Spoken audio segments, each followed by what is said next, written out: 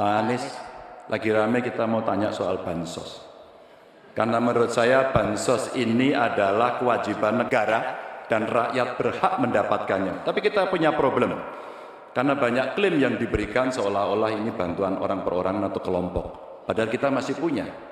Ada data yang tidak valid, ada cara penyampaian yang tidak benar, ada protes yang kemudian tidak terverifikasi atau terrespon dengan baik. Ini yang menjadi pertanyaan saya kepada Pak Anies adalah, menurut Pak Anies kira-kira bagaimana tata kelola bansos agar satu tidak saling klaim, dua bisa tepat sasaran, tiga tidak menimbulkan kecemburuan-kecemburuan, sehingga inilah satu harapan yang betul-betul bisa diterima oleh rakyat.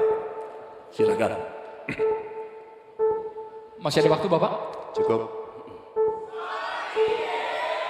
Kami persilakan calon presiden nomor urut 1, Bapak Anies Baswedan, menjawab pertanyaan yang disampaikan oleh calon presiden nomor urut 3, Bapak Ganjar Pranowo. Waktu Bapak Anies 2 menit dimulai saat Bapak berbicara.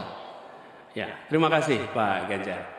Pertama, kita harus menyadari bahwa yang disebut sebagai bansos adalah bantuan untuk si penerima, bukan bantuan untuk si pemberi. Karenanya, dia diberikan sesuai dengan kebutuhan si penerima. Kalau penerimanya membutuhkan bulan ini, ya diberi bulan ini. Kalau dibutuhkannya 3 bulan lagi, ya 3 bulan lagi. Tidak usah dirapel semuanya. Ya, dijadikan sebagai sesuai kebutuhan.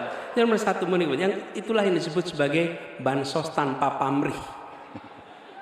Kemudian yang kedua, pemberian bansos ini harus tepat sasaran. Artinya diberikan melalui pendataan yang baik. Informasi data itu harus akurat dan mekanisme pemberiannya melalui jalur birokrasi, bukan dibagikan di pinggir jalan, tapi dibagikan langsung di lokasi menggunakan jalur birokrasi.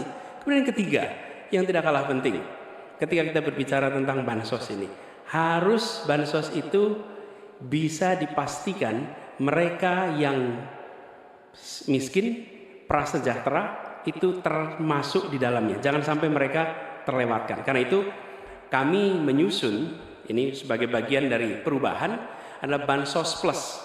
Angkanya ditingkatkan, yang belum masuk masih miskin dimasukkan dan diberikan bekal pelatihan, pendampingan supaya mereka pelan-pelan bisa mandiri dan hidup lebih sejahtera.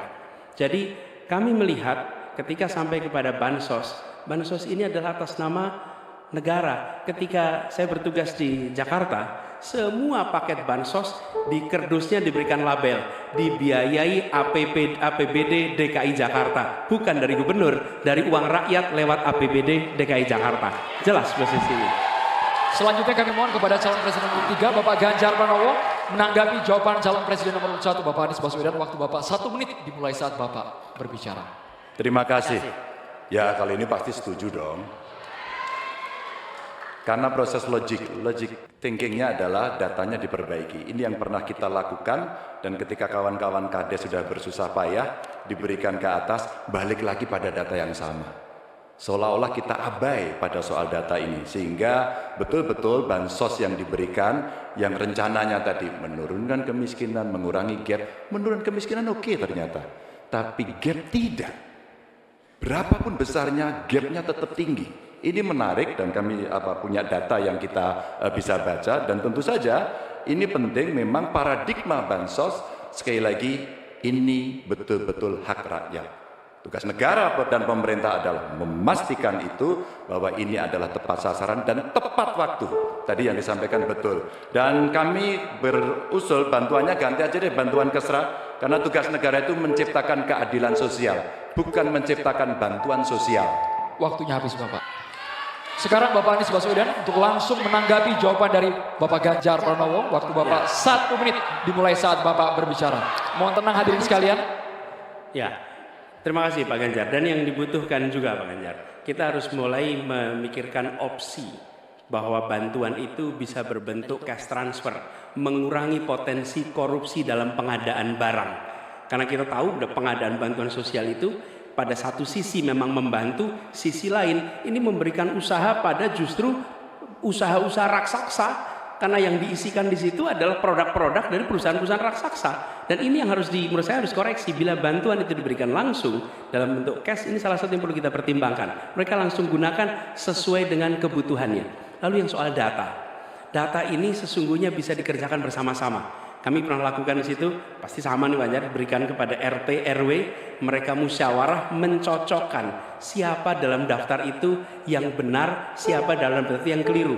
PKK, LMK, kemudian Karang Taruna, RT, RW, mereka bisa membantu. Datanya akurat, dananya dipakai sesuai kebutuhan. Makasih. Waktunya